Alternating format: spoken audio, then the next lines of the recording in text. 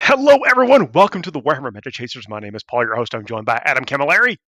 Hey, I'm back. It's me. Hi, I'm Adam. And the mogul Dustin Henshaw. Hey, I didn't go anywhere. I'm still here.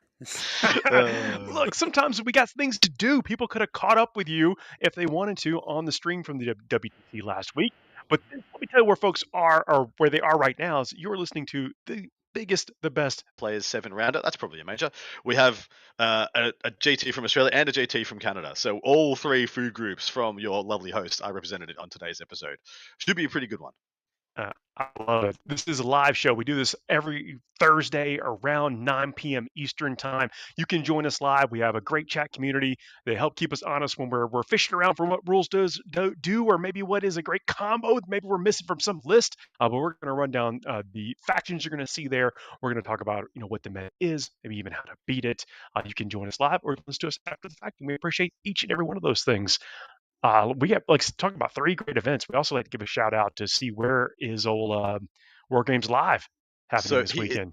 He is hanging out at the Salt City Open, which is the first one we're going to be covering on today's show. This absolute maniac Joe went and streamed 7 days straight with me at the WTC, flew home, and went straight to another event. I was about to say, what the hell, Joe? What an animal. I told him, dude, take some time off. And he said, nah.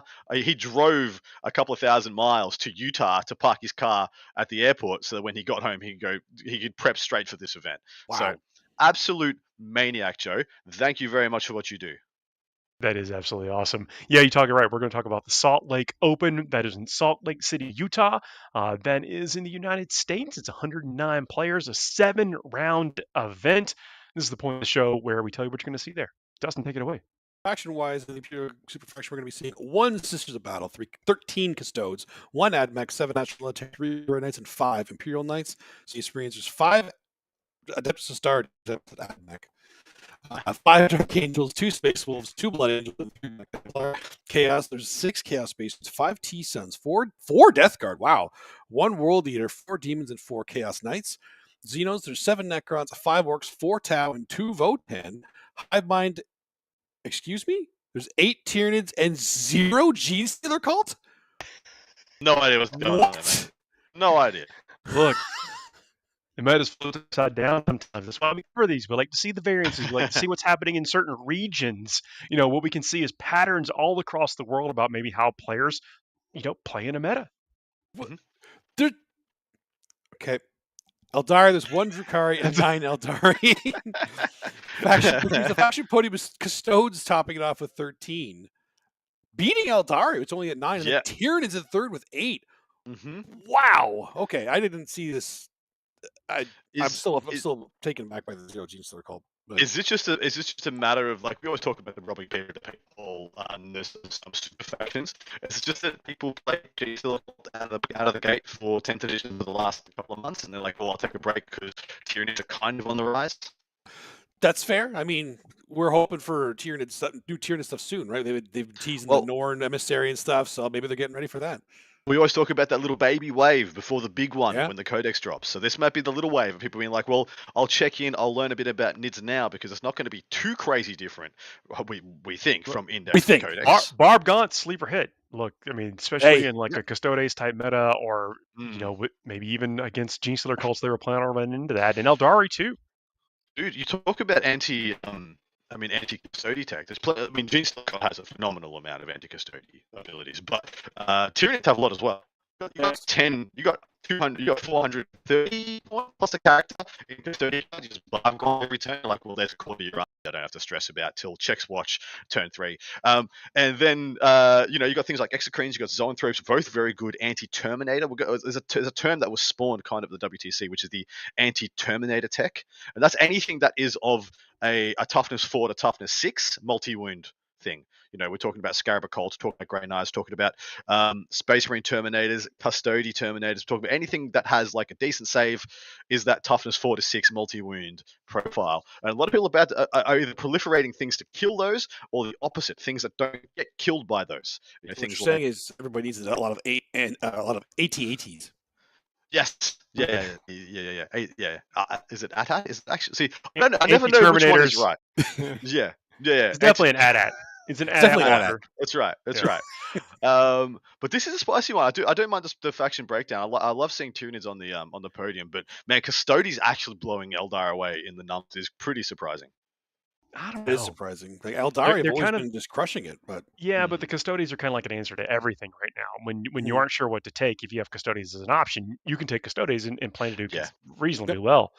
Mm. I want to give a shout out to the chat.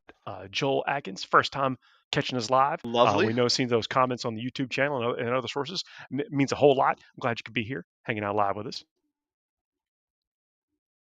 there's so many people in this chat here. Thanks for tuning in, guys. We always like watching the chat live because you guys help us through a lot of these things. So we don't remember the rules. I will say something, talking about the factions that we see here, Adeptus Sororitas, I really have expected to see more of them spike because they've got all that utility. And now, if we plan on the meta being certain things, can you go to one of those codexes that has all that utility? The options in there, ones that's easy to kind of miss, like maybe demons before the meta was solved in ninth. Why are we not seeing more players maybe go to some of that? Yes, this is a really weird one. It's because you're right. They're not like they're not considered to be as bad as AdMech. They're not considered to be as bad or as devoid of good solid rules as Death Guard, things of that nature, or to have the things that they do just aren't quite where the meta is right now, like World Eaters. But yet they've been kind of abandoned wholesale, and it's really interesting. It's really interesting because, like you said, Paul, they're a codex, an index with a very amount of units. Like, it's not like they're like Harlequins where if the 2 units your army has are crap, then your book is crap. Sisters have a phenomenal amount of stuff, but I think one of the things they don't have is they don't have anything that is incredibly good. Like, even when all the other things in the Sisters book was bad, Repentia was still like, all right, I'll carry this whole faction on my back and off we go. They don't really have that right now. And I think people, probably unfairly are comparing Sisters to a lot of other similar, power armored factions. Things like Astartes, like Chaos Space Marines, T-Suns, etc. And being like, well, why would I play that when I could play this? And I don't know about you guys. Maybe you guys are different from me. I don't know many people who are just like only Sisters players. Like I don't know a single faction experts on Sisters. Exactly right. I don't know anybody who is just a Sisters and just a faction master of Sisters. Yeah, usually they are far between. Yeah. Usually they play the whole shebang. They play the whole Imperial super faction, or they play Space Marines and Sisters, or etc. etc. Well, funny enough, I actually did have 2 local Sisters faction experts for a long time, but both of them swapped just before 10th for some reason. One of them to T-Suns, the other one to Demons. Wow, they just went completely the other direction. That's a didn't they? flip. It's like, you know what? We've had enough of the Imperium. We're closing those pamphlets. Yeah. Moving on. That's wild. We this also, if you're new here, this is a part in the show where we start to call out some lists. We pick 2 or 3 lists from the field and talk about what you're actually going to see in those lists. This can either be some of what we consider to be the top ranked players, or just things that looked interesting for us Correct. to check out.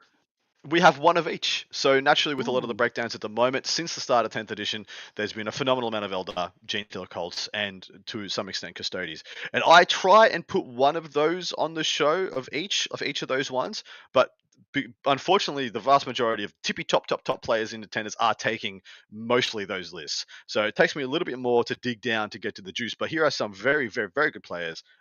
Definitely top players who are taking not that stuff. First up, we have Marshall Peterson playing Necrons. He has got an Awakened Dynasty detachment because he can't take anything else just yet. He's got Orokin, 2 Overlords, a Plasmancer, which is actually a unique take. Haven't seen a Plasmancer in a while. A Royal Warden, 2 Technomancers, and the Transcendent Catan with the super I Will Not Die, 4 Feel No Pain. 10 Immortals, boys, which is a take. 20 That's 20 new. Warriors. That's new. It is new. That's new technology.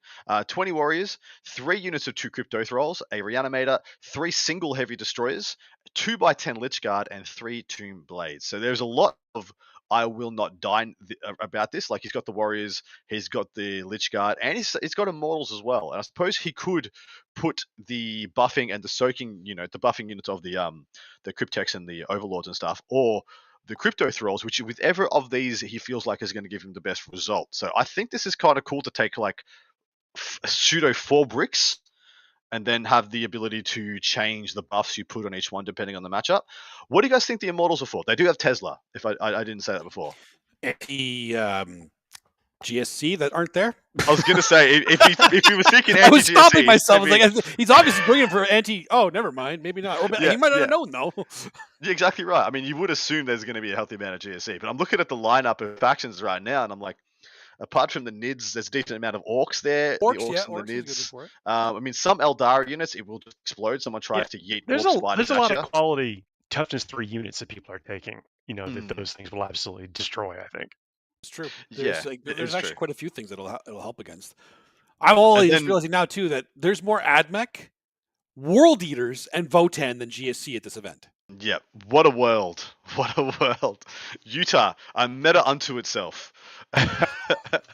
But you're absolutely right. I mean, I look at the things that the Immortals would be good into, and I'm like, well, old Mr. Peterson might end up playing, 4 of 7 games against Custodes, and he's just like, well, hold the primary for me, boys. That's the best you're going to do. Like, I was going to say Eldari too, but most Eldari, like maybe the Rangers, maybe some Warp Spiders, but for the most part, they're going to be a lot of Fire Prisms and Wraiths, right? Yeah.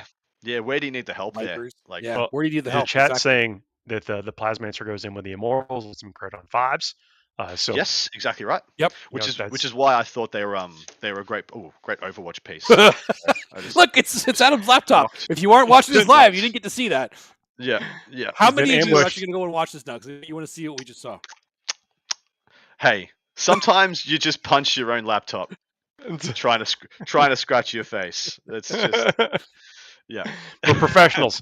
We do our own stunts. Do not try to but yeah, this is a really interesting list. I like the Tomb Blades. I am actually really, really liking the single destroyer units, the 3x1 single heavies, because you look at things like the let's say the Eldari matchup, and all of a sudden the only guns that really threaten a Wraith Knight are those, but it's going to shoot a single Wraith cannon at a single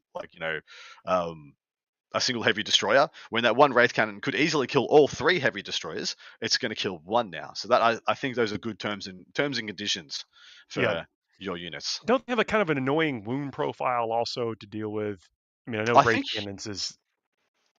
Yeah, I think they do. I think they got a let me just quickly check for you. Actually, is it 4? Is it 3 or 4? For some reason, I'm thinking 4, but maybe the heavy destroyers I think are 4. Well, actually, but I also could be thinking of 9th. I do know they were more in 9th.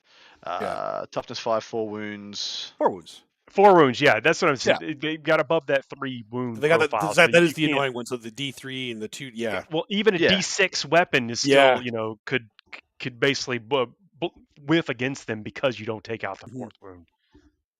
Spot on. The second one that I have is a Tyranids list, and I would like a Dustin to unpack this one. Sure. If gladly unpack Tyranids list. You kidding me? Since there's no GSC to unpack at this event. Not that I'm bitter or anything, Utah. All right. Matt Evans with some Tyranids. He has a Hive Tyrant, a Parasite of Mortrex. You were about to say something, Adam? You made the finger. The finger. Heavy Destroyer is T6. Sorry, not T5. T6. Okay. Wow. Sorry, actually is it right now? Okay.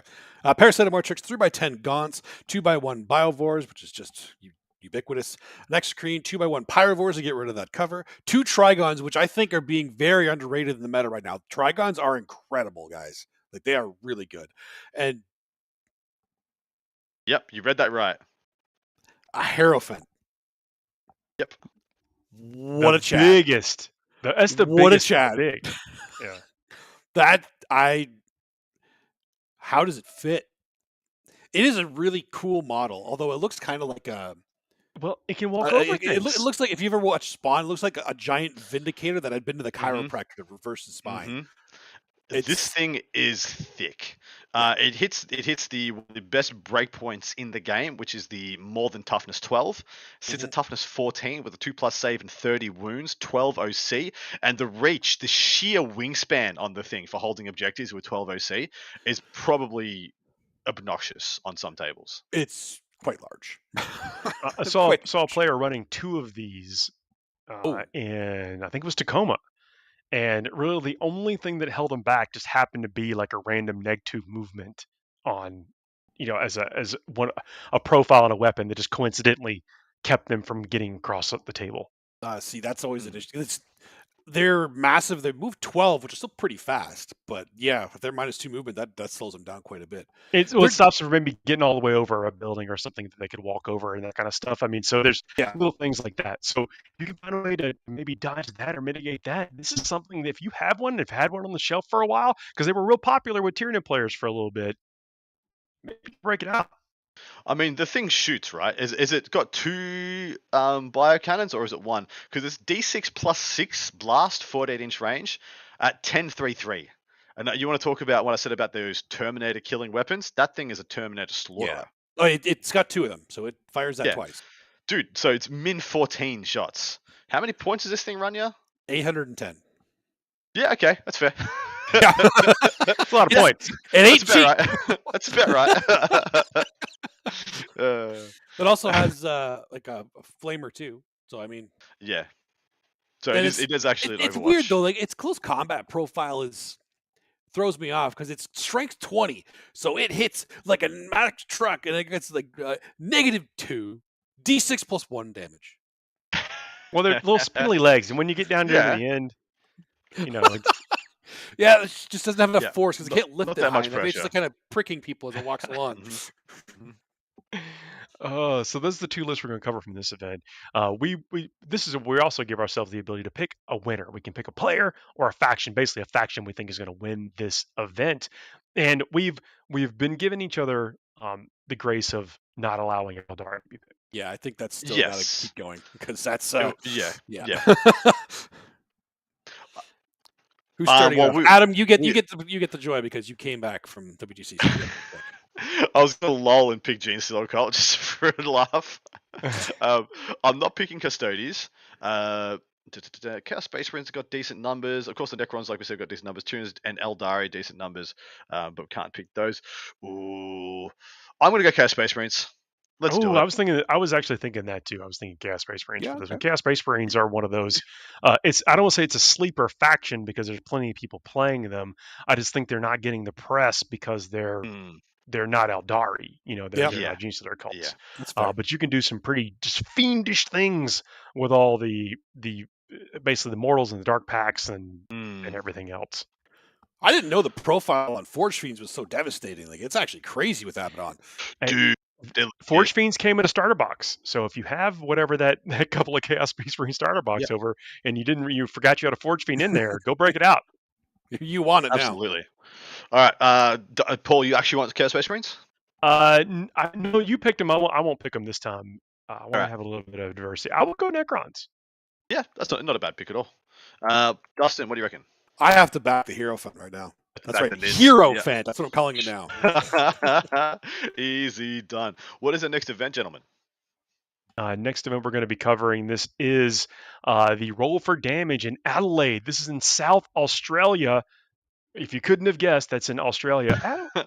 Aren't you also in South Australia? No, I'm in Victoria, which is next to South Australia. Next to it's just over there. Is this right? London next? Is this London next to, or is this? I think it's an 8-hour drive for me to get from Melbourne to Adelaide.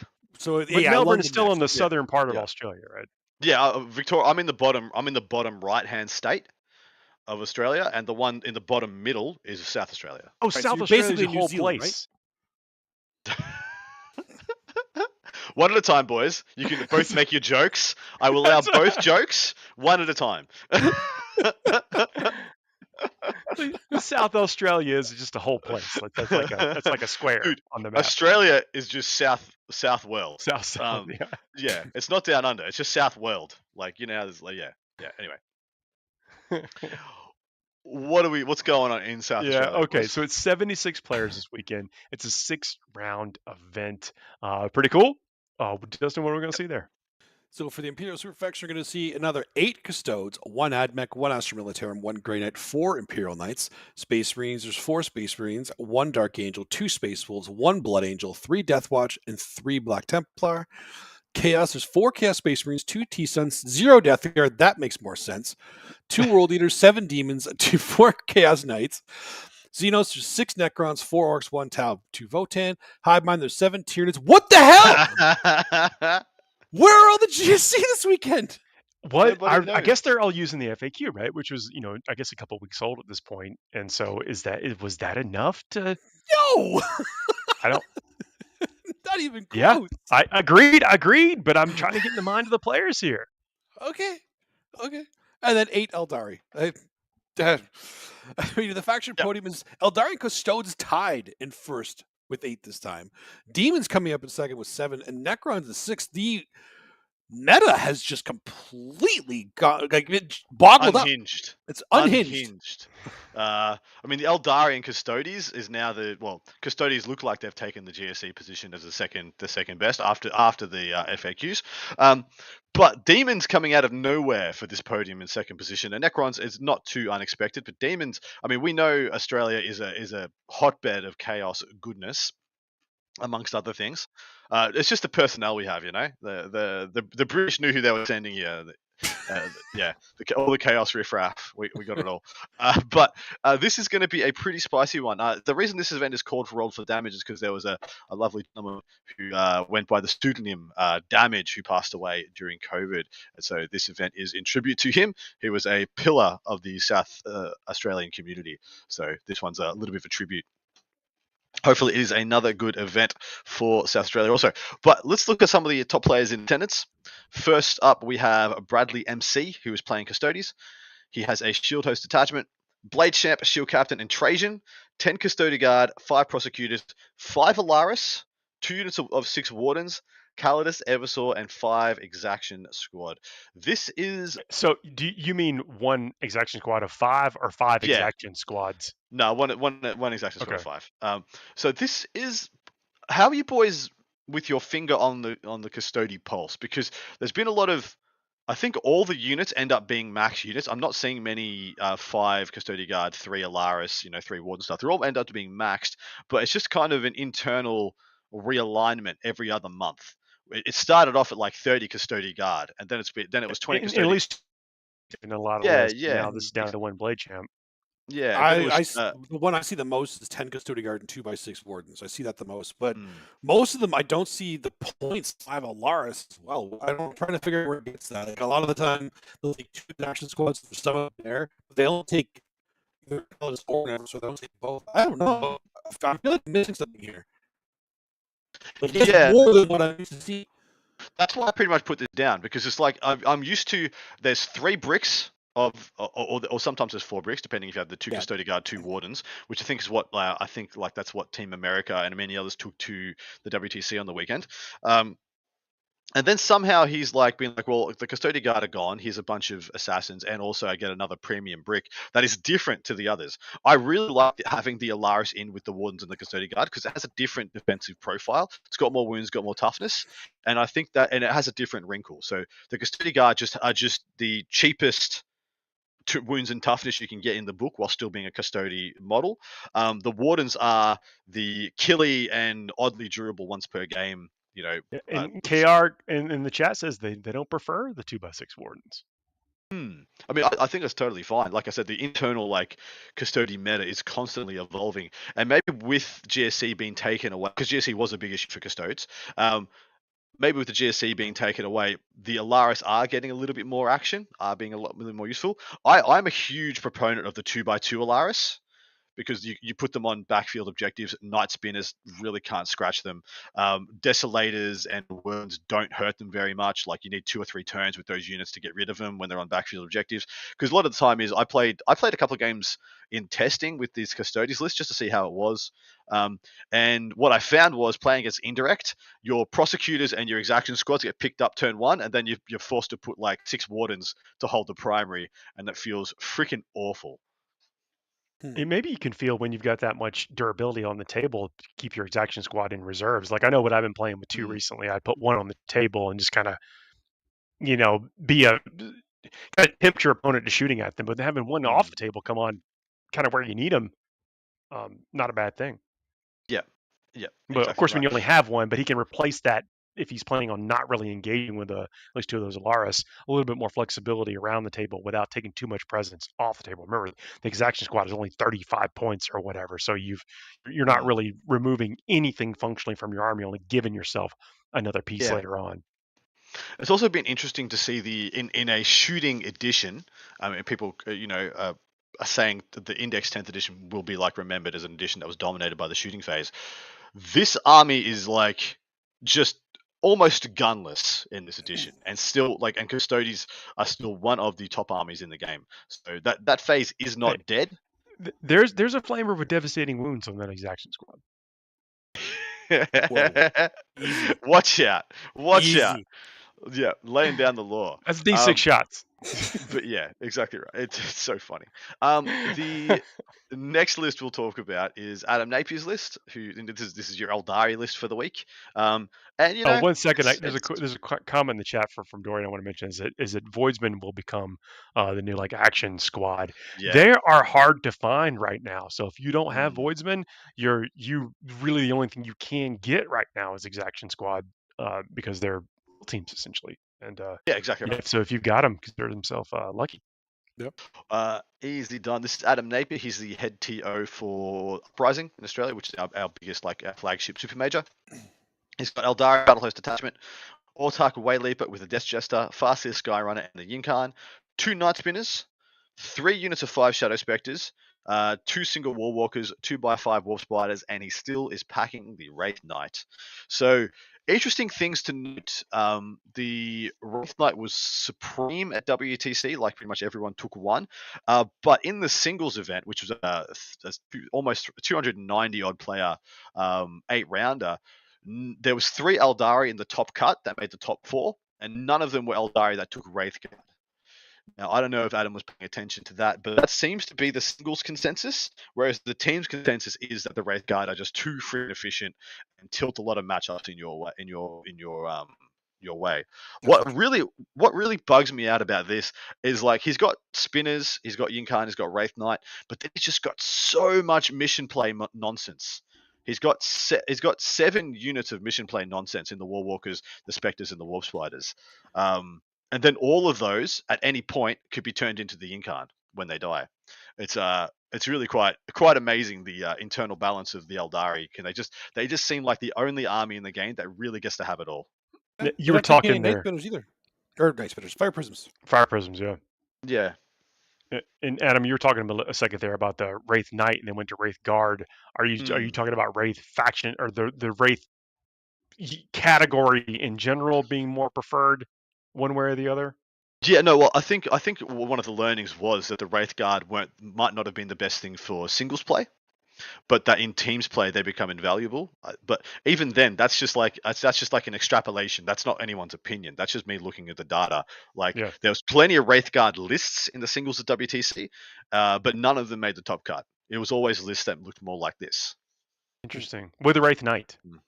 Yes, a single Wraith Knight, bunch of nonsense, Yinkan, and either Spinners or Fire Prisms, and some of the little nonsense is very interchangeable. Yeah. Like there was versions that had Void Weavers instead of there are no bad units in the Eldari book. No, it's only perspective.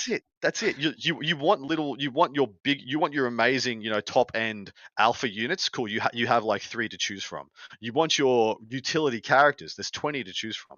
You want your nonsense in the middle. World's your oyster. Take your pick. There's so much good stuff. Vipers, Warwalkers, Hornets, Void Weavers, which I think is another option that's being a little slept on if you go and do a full Yunari option. Void Weavers are actually a very good pick. So there's a plethora of options there for the Eldari, and it shits me up the wall. There we go. So what's winning this thing? What faction do you think are taking it? I went first. Who went last? Dustin went last time. You go first this time. I go first this time. I mean, I'm kind of feeling some custodes in this one. So you can pick GSC if you want to. I thank you. I appreciate that. But I feel like they don't have much of a chance of winning this one. That's just a wild take. What a hot take. What a hot take, right? Someone has mislabeled their faction. Someone is doing this to us. Definitely go through these tournaments. There's how many Imperial Guard are there? There's one. That's probably a GSC player. Yeah, almost certainly. Paul, what do you reckon? I'm gonna go with Chaos Knights. Nice. I'm going to go with Demons. I'm just going to put Demons for a podium. I don't think they're going to win it. I don't think any of the ones we picked are going to win it because Eldari is probably going to win this thing and everything. But Demons getting a podium with 7 players. If I'm not going to pick them now, when am I going to pick them? So Chaos Knights for Paul and Adam's going Demons. All right, last one. Where are we at? We have one more tournament to talk about. At the end of that tournament, at the end of the show, we have to wrap up with a palate cleanser. So if it's your first time listening, you want to hang out to the end of the show, we do like a rapid fire segment that sometimes can get silly. Sometimes it doesn't have very little to do with Warhammer 40,000, but we don't even know until we get there. So we're going to keep you all in suspense because we are also hanging on the edge of our seat. But that's something we talk about as just a little palate cleanser at the end of the episode. We got one more event to talk about though. That is the capital city Bloodbath from Ottawa, Ontario, Canada. This is a storied, I should say a story, but a legendary tournament. It's been around for a long time, if I recall correctly. It's been around for so long. It is the first major singles that I've ever been to, and it was actually it was a very, very random event to me actually going to because it was like the Wednesday before the event. I'd never been to a major at that point, and I was friends with Scary too. He just kind of messaged me, "Hey, you should come to Ottawa. I'm playing a major tournament." I'm like, all right. I didn't have a kid at that time, so why not? Why not? 85 players, 6-round event. You know what to do by now. Let's do this. So the Imperial Super Faction, and I guarantee there's going to be geniuses called here. The Imperial Super Faction, there is one. Are you going to this event? No, I'm not. But I know my meta. I know my group. One Sisters of Battle, 7 Toads, 1 AdMech, 3 Austrian Militarium, and 6 Imperial Knights. Space Marines, there's 2 Adeptus Astartes, 2 Dark Angels, 2 Space Wolves, 1 Blood Angel, 3 Death Watch, and 1 Black Templar. Chaos, there's 4 Chaos Space Marines, 7 T-Suns, 2 Death Guard, 2 World Eaters, 1 Demon, and 6 Chaos Knights. Xenos, there's 5 Necrons, 3 Orcs, 4 Tau, and 1 Votan. Hive Mind, there's 2 Tyranids, and 5 Gene Stealer Cult. That's right. Yeah. Eldari, 1 Dracari, and 10 Eldari. I mean, the fact that Eldari topping it off at 10. Custodian T-Suns at 7, second, and Chaos Knights and Imperial Knights. 15% Eldari. 15% of the Eldari. I don't know if Canada behind the meta or in front of the meta. I'm pretty sure right now by that podium we're behind it from if we're comparing it to the other ones. 28 factions possible or whatever, and 15%. Yeah. Rough. The Knights numbers are up there as well. Like 12 Knight players across. That is quite a lot. But I know two of those T-Suns switched to them. Like one of them was that Sisters player, so yes, yikes. This is not a bad podium. I mean, apart from Eldar blowing out all other comers, this is pretty healthy with like five factions on the podium. Whereas I think the other two, there was 4 over in Adelaide. This is nice. I mean, the Custodies numbers pretty reasonable. Imperial Knights numbers pretty reasonable. A little bit more guard, like a little splash of guard. A little bit less Marines overall, but a little bit more diverse, like a bit of a cleaner spread. And yeah, apart from that, it's pretty by the numbers. 4 Tau is a little overs as well. What's the terrain at CCB like? They are doing very WTC like. Okay. They have their own, but there's I think there's 4 big ruins, so it's. It's actually a little rougher for Tau in terms of some line of sight, but they have good lanes of fire. That's the word. That's the term I was looking for. Yeah. Easy done. What do you guys think of the spread? I agree with you. I think aside from the Eldari, it's actually a great spread. But Eldari, you can't You can't go to a singles event right now and not expect to fight Eldar at least. No, once. yeah, let's talk about Correct. that. Is actually, we're kind of talking about it tongue in cheek about how powerful they are, but everyone knows that. And so, if you are going to an event like this and expect to do well or even take down a top slot or win your first round, there's a high probability you're going to get paired into an Eldari player the next round, and so you have to have a plan. And Mhm.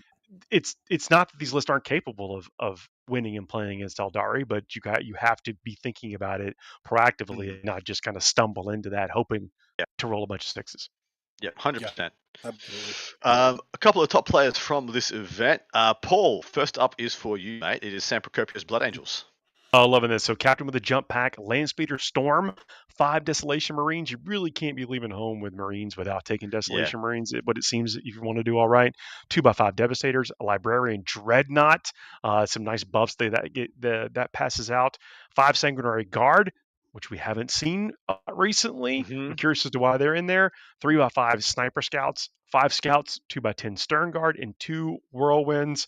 I like this boldness to mix it up and go again with that anti-Eldari plan, anti-Gene Stealer cult plan going into this, not messing around. I really liked. I do think in the Blood Angels index, the Libby Dread is the best unit in there. That ability to just point at a unit and then and bomb it over, almost like the jump.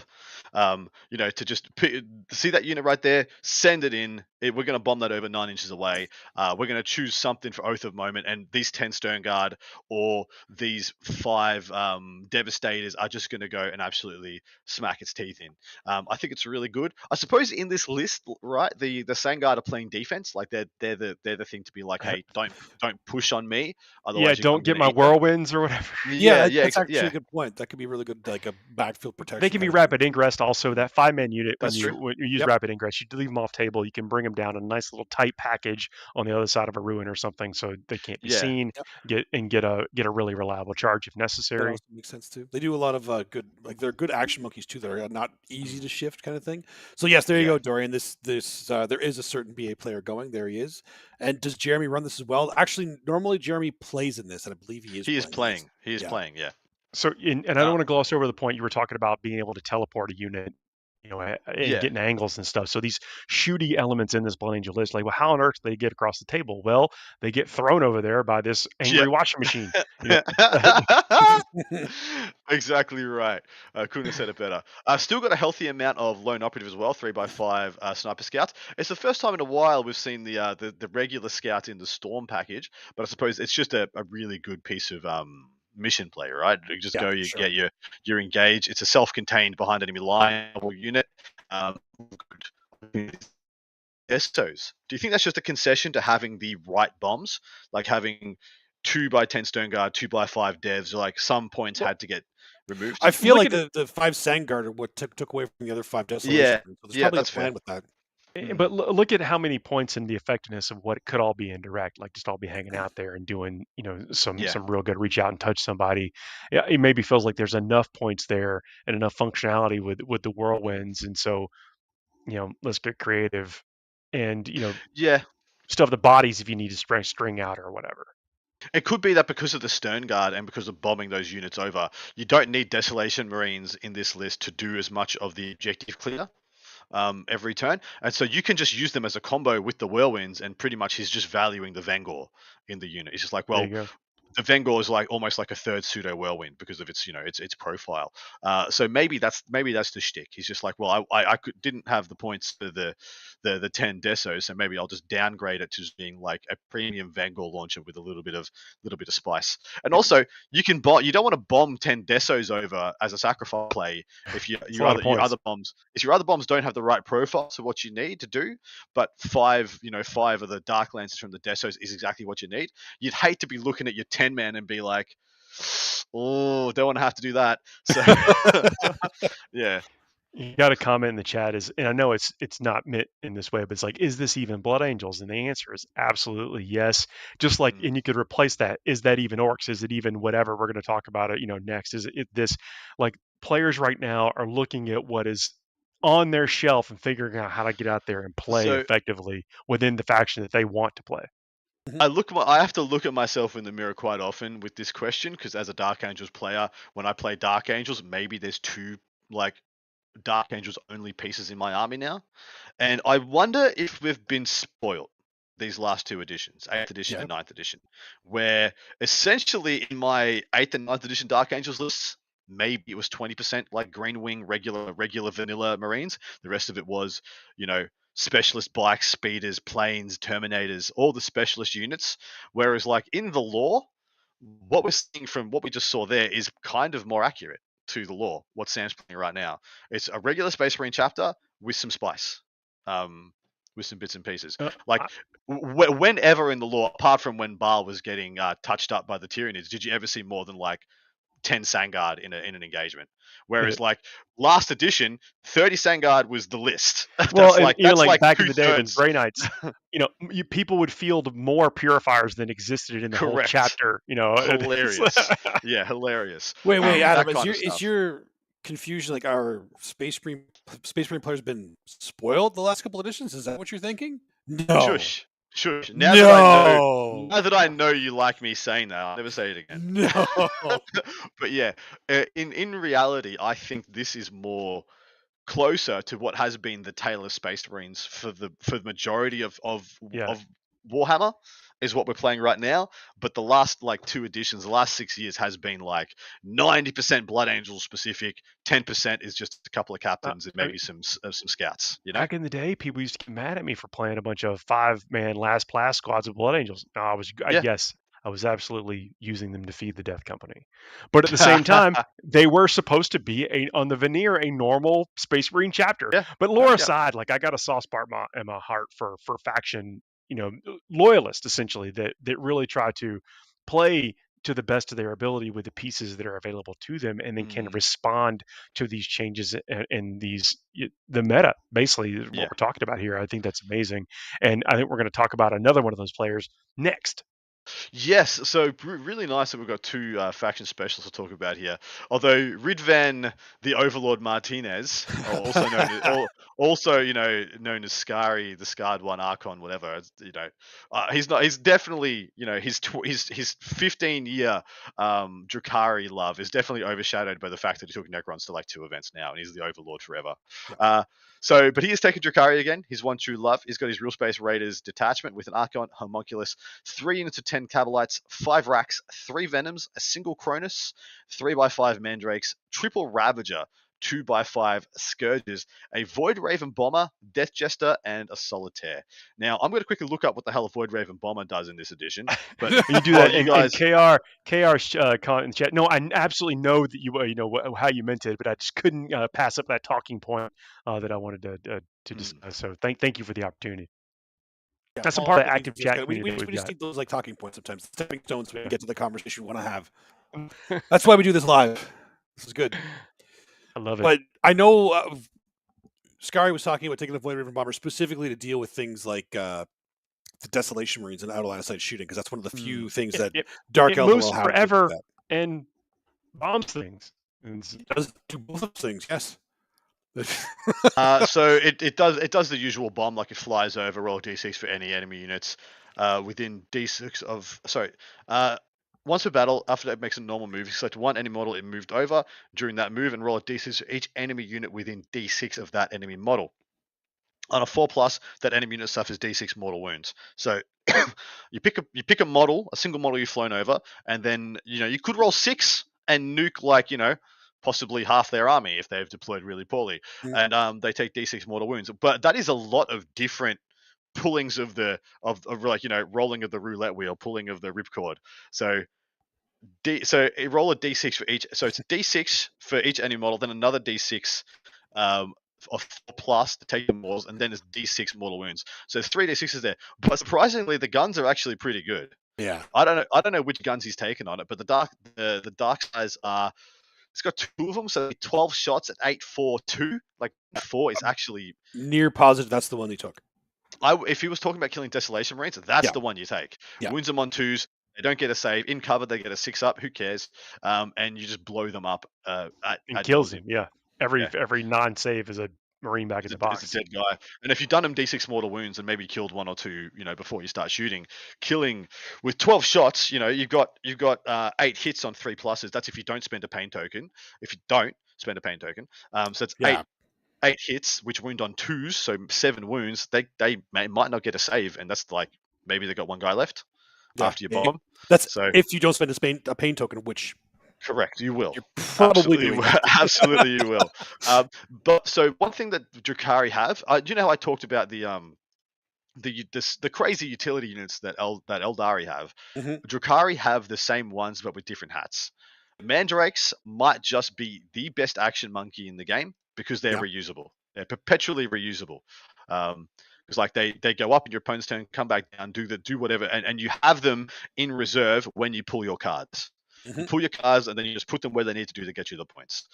Same thing for Scourges. Their jump up and down ability is really, really handy. And I have just been very impressed with Cabalites for their points and Ravagers. I think they're the two best offensive units in those books for different things. The Cabalites is just like you want to clear an objective, Cabalite's going to do it. What is weird for me is the 3 Venoms. There's no Raiders in here, so the Cabalites are on the table. They're just walking around. I think you could split the Cabalites 5 and 5. Oh, do the Venoms have that rule? I'm near positive, but I could be wrong. Fair. Then that's exactly what they're doing. I forgot. I didn't know they had that. There we go. So Tristan, don't quote Tristan me. T. That com's hilarious. I haven't played Scary in his Dark Eldar in a while because he's been playing Necrons. Since he's an Overlord now. Exactly right. Well, who knows what he's going to produce? All right, are we picking winners, boys? We're picking winners. What faction do we think is taking this? I'm going Dracari because I can't not bet I'm a man. But your boy Angels are here. Like you can pick Blood Angels for me. I can win twice. You could win twice. No, yeah, I haven't got the chance. I haven't even had the opportunity to pick GSC yet, so I have to see. I've already put GSC in for you, man. And I've picked T-Suns myself. That's a solid choice. I think it's a good choice. This should be 3 phenomenal events. I actually can't wait to break these down on our part 2 this week, which will be coming on time. Unfortunately, we have missed the last couple because I was away, so I do apologize for that. But if you want to get involved and support us in what we do, because I got to tell you, this show takes a lot of work. It takes a lot of work for multiple people. We actually have 4 people on this show because we have our the camera making sure everything stays nice and tuned. But if you want to support us in what we do, go over to Patreon and search Warhammer Meta Chasers 40K and sign up for any of our 3 amazing tiers. Whichever is your want, we'll be very grateful to have you. Please do. Oh, that's one of the keep ways. In mind too, that both 2 of these events are being streamed this weekend too, so you can watch both of them. The Salt Lake City Open was Joe. Where Joe is, right? Yeah. And the Capital City Bloodbath is also being streamed by Tabletop something. Narrowed it down. Well done. Search for Tabletop on YouTube. You'll find it. It's like 80% of all the companies that do content in our game is Tabletop something. You're bound to find it. But please consider checking us out on Patreon. That is one of the ways to support the show. It gives us a what's up, even if it's something you can only do for a couple of months or whatever. That's one of the ways to fuel this and keep everything moving behind the scenes. Also, please don't forget to leave us some 5-star reviews. This is on things like iTunes, on the Warhammer Life channel that is in iTunes, in Spotify, on Apple Music, on whatever. Leave us those 5-star reviews. Leave us some comments on YouTube. Like the videos. Those are ways, like hassle-free ways. You could also show some support, which help those algorithms kind of like lure other people to come and hang out with us also, which is, what we want. Hit that subscribe button if you haven't already. It is, it's awesome. It's free. And free. Beautiful. Yep. Let's so here we're at the point. Yes, this is what we call the Fuego Torpedo, where we give ourselves 5 topics to talk about, and then a clock that runs down. And once the clock is over, we abandon those topics, never to return to them again, unless you are on the Patreon tier that could compel us to return to these topics again. There's a little caveat there, but these are fun things. Sometimes they have something to do with Warhammer, sometimes they don't. We don't know the topics until we see them, and it's always kind of fun. So go, let's jump into it. Right. I sense a theme here. Oh, there's a theme. Green Lantern versus Iron Man. Now we're talking comics here. We're talking comics, not movies. Okay, comics, not movies. Gotta be comics, or at least the whole idea of the characters. So Green Lantern all the way. So there's no theoretical battle between these two. I They're not no, I don't fighting think each these. other? I don't. This isn't based on a battle. No, this is like in terms of like their universe, the character themselves, and like their villains, that kind of thing. So there is a See, point. It also means which Green Lantern. I'm going in my mind. It's Hal Jordan as Green Lantern. I think Hal yeah, Jordan would be the Green Lantern it to go. has, Okay. has to be Hal Jordan. So I have found comic book Iron Man extremely lame. Yeah. I'm not a even fan even of. when he's like not even in the suit, he's controlling all the suits from a different Well, place or see, whatever. that's one of the things It's that one of the just- reasons I it's- actually put Green Lantern against Iron Man because they're both kind of people that otherwise would be normal people, except they have something that makes them special. That's artificial, So, right? with the exception of Iron Man, in my mind, just being a worse version of Batman. He's just a freaking rich guy, entrepreneur with a big brain. That has been done at absolute nauseum. The Green Lantern to me is something unique, something fresh, something new. So Green Lantern wins. So Green Green Lantern's powers are based largely off willpower. It's like what you can get Yeah. the ring to do, and the strength Yeah. of the ring, and then the constructs that it makes based on your willpower. So there's been talk of but Hal Jordan as a character has been many other things. World Destroyer, the Spectre in DC. It's like the DC character I know happen to know the most about. I'm not. Yeah, I'm a Marvel guy for the most part. Whereas comic Iron Man is just like, which new dumb suit can we make him build and put But on him? It just he's actually had some struggles as a character too. he is like movie Iron Man completely withstanding. I think movie Iron Man is one of the best portrayals of any superhero ever. But comic book Iron Man I have found so forgettable. Also with one of the lamest villains like the Mandarin. Who gives a shit? That's true. Oh my goodness! My goodness! Hey, look, we're out of time. That's Out of right. time. I think we need more time for the comic book ones. Wow, Paul really gets into this one. Teen Titans versus the X-Men. There's if we're actually are they fighting the X-Men? This is still Get out of here, Teen Titans. You don't deserve to share the same freaking title as the X-Men. I actually want to know in the chat who would pick. Never Teen heard Titans of in you. this one. So Teen Titans Go is actually a brilliant show. It's a great show. It's hilarious. X-Men all the way. X-Men have been just like pioneers in like the themes are things we all benefit from. The X-Men basically like a handbook on sometimes what to do, but not to do. The characters are amazing. There's something about them that even stands rings as unique in the Marvel universe of other crazy characters of hundreds of thousands of characters. The X-Men stand out as amazing. I totally agree. X-Men is so X-Men's kind of the opposite of the Iron Man, whereas like the Iron Man films were phenomenal. The comic was I found very forgettable. The X-Men comics storyline and like animated series are phenomenal, and I found the movies pretty. I mean, maybe the first two movies were pretty good, but still not spectacular. They were great. So the first movie was actually really good, for what it was, and like people herald that as like it's the first great comic movie. No, Blade was the first great comic movie. So and without Blade, we wouldn't have had the X-Men. Yeah. Without the X-Men, we would not have had basically the Spider-Man and then the Marvel universe. Mm-hmm.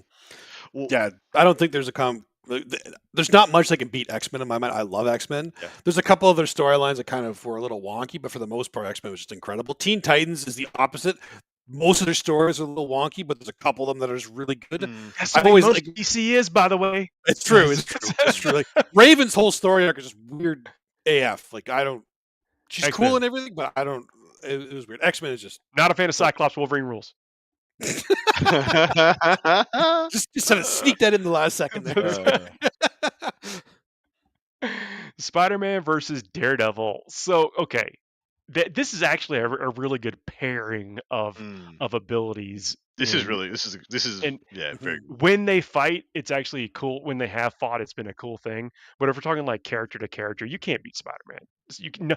They're basically most characters cannot hold candle to Peter Parker in comic book Spider-Man. When I put these two together in my head, they are very, very even. So then I look to the next thing that I like the most about any comic book, any superhero, is how good the villains are. That's where I go to. Yeah, Spider-Man's villains crap on Daredevil's villains. Really? Fair enough. Yeah, I do believe. What? It's just a mob boss. Daredevil's just up against a mob boss, and with Spider-Man's got Kingpin and Bullseye and Electra. Yeah, it's just like regular ass humans. That's kind of why I like it though, because it's not like I do as well. The Prowler. I think it was not the Prowler. Is it the Prowler? Ooh, the Yeah, the Prowler. Prowler. Watch out. Ooh, the Prowler. Coming to get you. He's prowling. I believe that Daredevil, for one point in time, held the record for the longest comic book title. It's like, "Here comes the man without fear. Here comes the Daredevil," or something like that. Yeah. Um, See, I actually kind of like the Daredevil's origin story quite a bit better. I mean, if bitten by a spider or just like went blind and kind of all other things got and just enhanced. started punching stuff. Yeah, I like it a bit more. origin story is probably the best one of like almost any comic book because I love that origin story. I think it's actually I'm gonna say real, but you know what I mean. It's not always, it's obviously not real, but it feels more real and it feels more organic. And it's just I don't know. I just like it a lot better. I'm gonna let you have that. I'm not even gonna question it. It's like, sure. So I also like the representation of Daredevil. Like it's just it's actually a guy with a disability. When you break it down, it's a disabled dude becoming a freaking superhero, which I think is a beautiful story. It is. So Batman versus Superman. This is the classic one. Yep. So for the longest time, I hated Superman. I found him vanilla, boring, trash, empty. These are strong words. These are charged words. Well, yeah, they are, because I just found him to be too perfect. It's too perfect a character. I need my characters flawed, messed up, messy, things I can relate Welcome to Marvel. Yeah. Things I can relate to. And so this was always Batman and never Superman. Because Batman is just literally a dude. He is a rich man. He is like rich, privileged out there, wazoo. And when you do break down his actual tragedy, you're like, well, you still got raised with a silver spoon with someone who loved you. And what's the meme is like if he had just invested most of his money into social reform and platforms in Gotham, he would not have been necessary. Like, you know, he could have done so much more for the city as Bruce Wayne than as Batman, and he still, like, at any point he could. I've spoken a lot though. Let's actually look at this though from the other side of it. Is the villains help define the characters, and whenever there is like a villain team up or whatever on the DC side, Lex Luthor is always the one that is leading it. Like, is always the charismatic one to be the force of that unites even the most devilish of villains on the DC side. And I don't think the Batman villains hold up as strong to that, even though Batman has better villains. Yes, Batman villains I find are just better. Yeah. I hate Superman, but I love Lex Luthor. I agree with the entire way of thinking. Legitimately, I was about to say the best thing about Superman is Lex Luthor. Yeah, 100%. Yeah. And maybe that's why I can't pick him in this. Also, because I think the two best sways of superhero villains in all of nerddom is the ones in Batman and the ones in X-Men. They're the two best villain stables in everything. Yep. Next one, Justice League versus the Avengers. So I'm assuming we're talking about, like, let's call it original Avengers and the original Justice League. Leave the movies out of it. Well, I mean, like, so the original Avengers is Ant-Man and Wasp, Thor, Hulk, we'll call Captain America after issue 4 or whatever, and Iron Man. Yep. And then the Justice League is Batman, Wonder Woman, Superman, Green Lantern, The Flash. Yeah. And Martian Manhunter, right? Was he in there? We'll call it. Sure, I'll give you 3 more characters you could make up, and it's not going to beat the Avengers. But name whoever you want. I'm actually going Justice League here, by the way. Oh, how could you go Justice League? Okay, so obviously Paul's going Avengers. Yeah, we know Paul's going Avengers already. So when I think about I suppose if the term would be the AAA superheroes, as in the flagship superheroes of all time, Batman and Superman both make that cut. I don't think any of the Avengers make that cut, or any of the first pick Avengers make that cut, as in these are all top tier. I always looked at the Avengers as like that's what they could do with all those B superheroes. They strapped them together and made some incredible storylines for them, but none of them felt like this is something they deserved by themselves. Man, Thor, I always thought I never got anything from Thor, like as a kid, I guess. No, look, hey, fair enough. I think that the Justice League, like people get, as far as the Batman and Superman and the Flash, they like the way their symbols look. I That's- I will say, the Justice League is the shittier name by far. Way by far. Like, It was pretty lazy. Justice League was like, I think of like a middle-aged man in a top hat and a pipe. When I'm like, There we go. We yeah, just made up another there character you that was go. in the Justice so League. we're split. well, Yeah, yeah, exactly. well, Dustin, are you the tiebreaker? You just give us a quick.